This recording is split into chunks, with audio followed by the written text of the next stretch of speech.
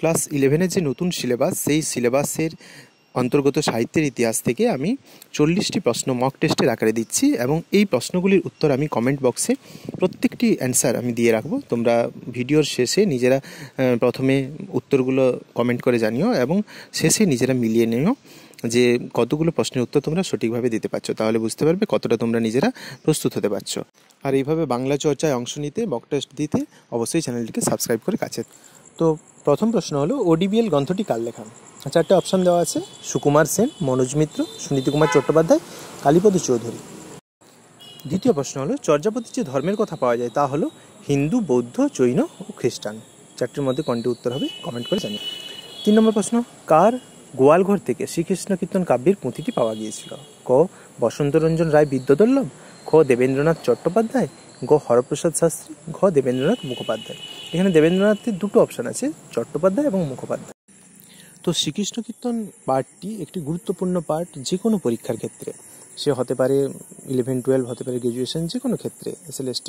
তো 4 নম্বর প্রশ্ন আছে, প্রাচীনতম মঙ্গল কাব্যটি হলো? মঙ্গল কাব্য কোন? আমরা যে 4টি প্রধান মঙ্গল কাব্য পাই, চণ্ডীমঙ্গল, ধর্মমঙ্গল, মনসামঙ্গল এবং অন্নদামঙ্গল, এর মধ্যে প্রাচীন কোনটি, অর্থাৎ সবথেকে পুরনো কোন মঙ্গল কাব্যটি?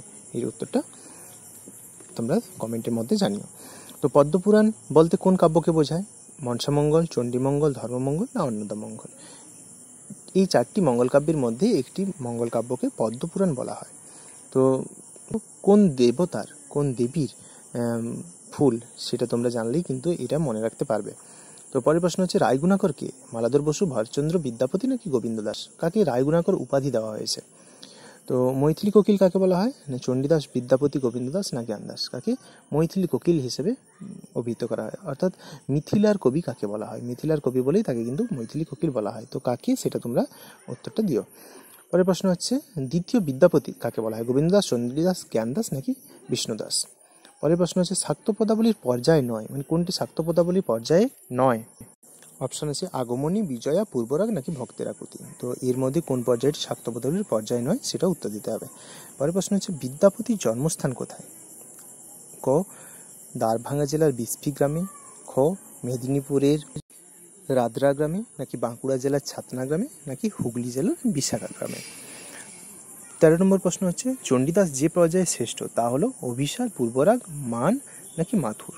14 প্রশ্ন হচ্ছে, চণ্ডীমঙ্গলের কটি খণ্ড? 1, 2, 3, 4। 15 নম্বর প্রশ্ন হচ্ছে, চণ্ডীমঙ্গলের একটি খল চরিত্রের নাম লেখো। ভাঁড়ু দত্ত, গোপাল ভাঁড়, ঈশা নাকি কৃষ্ণচন্দ্র? এর মধ্যে কোনটি খারাপ চরিত্রের উদাহরণ? 16 নম্বর প্রশ্ন, শ্রীচৈতন্যদেব কত খ্রিস্টাব্দে জন্মগ্রহণ করেন? 1483, 1484, 1485 নাকি 1486 সালে? 17 নম্বর প্রশ্ন হচ্ছে, শ্রীচৈতন্যের তিরোধান কত খ্রিস্টাব্দে হয়? তিরোধান অর্থাৎ তিনি কবে মারা যান? 1533 সালে, 1535 সালে, 1537 সালে নাকি 1540 সালে? পরের প্রশ্ন 18 নম্বর প্রশ্ন, চৈতন্য ভাগবতের প্রথম নাম কি ছিল? চৈতন্য চরিতামৃত, চৈতন্য মঙ্গল, আনন্দ রত্নাবলী না চৈতন্য ভাগবত? 19 নম্বর প্রশ্ন হচ্ছে, শ্রীচৈতন্য চরিতামৃত কটি খণ্ডে বিভক্ত? 1, 2, 3 নাকি 33টি? 20 নম্বর প্রশ্ন হচ্ছে, চৈতন্যলীলার ব্যাস কাকে বলা হয়? কৃষ্ণদাস, গোবিন্দ দাস নাকি বৃন্দাবন দাস, লোচন দাস না জয়ানন্দকে? 21 নম্বর প্রশ্ন হচ্ছে, পদ্মাবতী কাব্যটি কার কাব্যের অনুবাদ? মাগন ঠাকুর নাকি মোহাম্মদ জাইসি না সৈয়দ আলাওল নাকি দৌলত কাজী? এখানে প্রশ্নটা একটু ঘোরানো আছে, কার কাব্যের অনুবাদ, কি কাব্য রচনা করেছে তা কিন্তু নয়।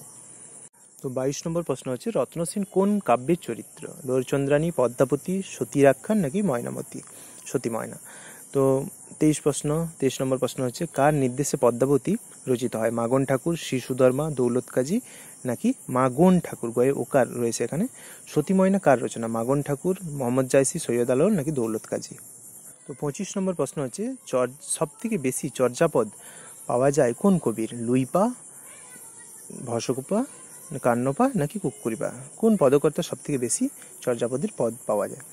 পরের প্রশ্ন, চর্যাপদের পুঁথিটি কার উপর লেখা ছিল? চামড়ার পাতায় না তুলোট কাগজে নাকি প্যাপিরাসে নাকি তাল পাতায়?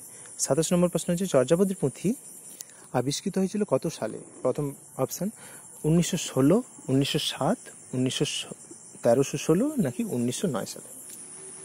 28 নম্বর প্রশ্ন হচ্ছে, হরপ্রসাদ শাস্ত্রী কাকে চর্যাপদের আদি কবি বলে মনে করেন? লুইপা, কান্নপা, ভসকুপা নাকি সবরপা? 29 নম্বর প্রশ্ন, চর্যাপদের সংস্কৃত টিকাকারকে প্রবোধচন্দ্র বাগচি, হরপ্রসাদ শাস্ত্রী, মণি দত্ত নাকি সুনীতি কুমার চট্টোপাধ্যায়? 30 নম্বর প্রশ্ন, শ্রীকৃষ্ণ কীর্তনে বাংলা সাহিত্যের কোন যুগের নিদর্শন? প্রাচীন যুগের, আদি মধ্যযুগের নাকি অন্তমধ্যযুগের নাকি আধুনিক যুগের নিদর্শন? পরের প্রশ্ন, শ্রীকৃষ্ণ কীর্তনের পুঁথিটি কে আবিষ্কার করেন? মহামহোপাধ্যায়, হরপ্রসাদ শাস্ত্রী, বসন্তরঞ্জন রায় বিদ্যাধর, প্রবোধচন্দ্র বাগচি নাকি রায়গুণাকর ভরতচন্দ্র? পরের প্রশ্ন, শ্রীকৃষ্ণ কীর্তন কাব্যের পুঁথিটি আবিষ্কৃত হয় যে জেলা থেকে, তা হলো বর্ধমান, হাওড়া, হুগলি নাকি বাঁকুড়া? 33 নম্বর প্রশ্ন, শ্রীকৃষ্ণ কীর্তন কোন বিষয়ক কাব্য? রাধাকৃষ্ণের প্রেমলীলা নাকি কীর্তন বিষয়ক নাকি ভাগবত বিষয়ক নাকি বৈষ্ণব তত্ত্বকথা বিষয়ক? পরের প্রশ্ন 34 নম্বর প্রশ্ন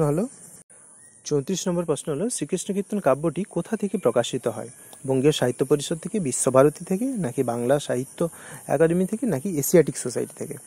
পরের প্রশ্ন, শ্রীকৃষ্ণ কীর্তনের পুঁথিটি প্রাপ্ত চিরকুটে কোন গ্রন্থের নাম পাওয়া যায়? শ্রীকৃষ্ণ কীর্তন, শ্রীকৃষ্ণ সন্দর্ভ, শ্রীকৃষ্ণ কথামৃত নাকি শ্রীকৃষ্ণ চরিতামৃত? 36 নম্বর প্রশ্ন, শ্রীকৃষ্ণ কীর্তন কাব্যটি রচয়িতাকে?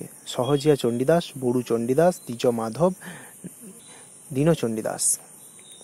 পরের প্রশ্ন 37 নম্বর প্রশ্ন, শ্রীকৃষ্ণ কীর্তন কাব্যটি কটি খণ্ডে বিভক্ত? 10টি, 11টি, 12টি নাকি 13টি? 38 নম্বর প্রশ্ন, শ্রীকৃষ্ণ কীর্তন কাব্যের কোন খণ্ডে খণ্ড কথাটি যুক্ত নেই? হার, রাধাবিরহ, বাণ নাকি কালিয়া দমন? 39 নম্বর প্রশ্ন, শ্রীকৃষ্ণ কীর্তন কাব্যে যে ছন্দের প্রয়োগ দেখা যায় তা হলো পয়ার ও ত্রিপদী, পয়ার ও চৌপদী, ত্রিপদী ও দ্বিপদী নাকি তুনট ও ভুজঙ্গ প্রয়াত? শেষ প্রশ্ন 40 নম্বর প্রশ্ন, লাউসেন কোন কাব্যের চরিত্র?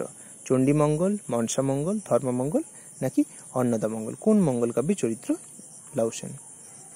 তো ভিডিওটি যদি ভালো লাগে অবশ্যই চ্যানেলটিকে সাবস্ক্রাইব করে কাছে থেকো এবং এই রকম প্র্যাকটিস করতে চ্যানেলটিকে সাবস্ক্রাইব অবশ্যই করে রাখো, যাতে পরবর্তীকালে যে ভিডিওগুলো আমি আপলোড করব সেগুলো তোমাদের প্র্যাকটিসে অনেক সাহায্য হয়। তো মক টেস্টের উত্তরগুলি জানিও, আর ভিডিওটি শেষ পর্যন্ত দেখার জন্য অসংখ্য ধন্যবাদ।